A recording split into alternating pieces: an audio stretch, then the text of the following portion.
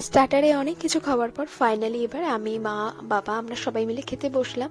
এখানে প্রথমেই চলে এসেছিল ভেজিটেবিল চপ, আর তার সাথে ছিল কাসুন্দি, আর তারপরে ছিল কচুরি। কড়াইশুটির কচুরি খেতে কিন্তু বরাবরই ভালো লাগে, তাও যদি থাকে পনির বাটার মশলা। আমার বাড়িতেও যখন কচুরি হয় তখন কিন্তু এই পনির দিয়ে আমার বেশি ভালো লাগে। আলুর দমের পাশাপাশি পনিরটাকেও আমার বেশ পছন্দ। তারপর ছিল সাদা ভাত, যেটা আমি একদমই নিইনি, বাবা নিয়েছিল। বাবা ফ্রাইড রাইস খুব একটা পছন্দ করে না, তো সেই কারণে আমি নিয়ে নিয়েছিলাম ফ্রাইড রাইস, আর তার সাথে ছিল দই কাতলা। দই কাতলাটা কিন্তু খুবই ভালো হয়েছিল, আর আমি নিয়ে নিয়েছিলাম আমার পছন্দের পেটি।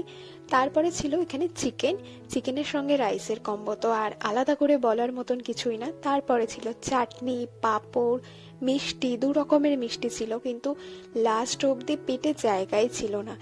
তার মধ্যে আমাকে দুটো কমলাভোগ দিয়ে দিয়েছিল হঠাৎ করেই। আমি ভেবেছিলাম একটাই দেবে, তো আমি সেটা অলরেডি মাকে তুলে দিয়েছি, আমার পক্ষে সম্ভবই না দুটো মিষ্টি খাওয়া। তারপরে এখানে ছিল মালাই চমচম, যেটা টেস্ট খুব ভালো ছিল। তারপর এক এক করে সব খাওয়া কমপ্লিট করে চলে আসলাম আইসক্রিম না নিয়ে কোল্ড ড্রিঙ্কস খেতে। এত কিছুর পরে যদি একটু কোল্ড ড্রিঙ্কস থাকে তাহলে তো একদম জমেই যায়। আমার মতো বাবাও এদিকে খুব পছন্দ করে, খাবার পর একটু কোল্ড ড্রিঙ্কস না হলে বাবারও একদম চলে না।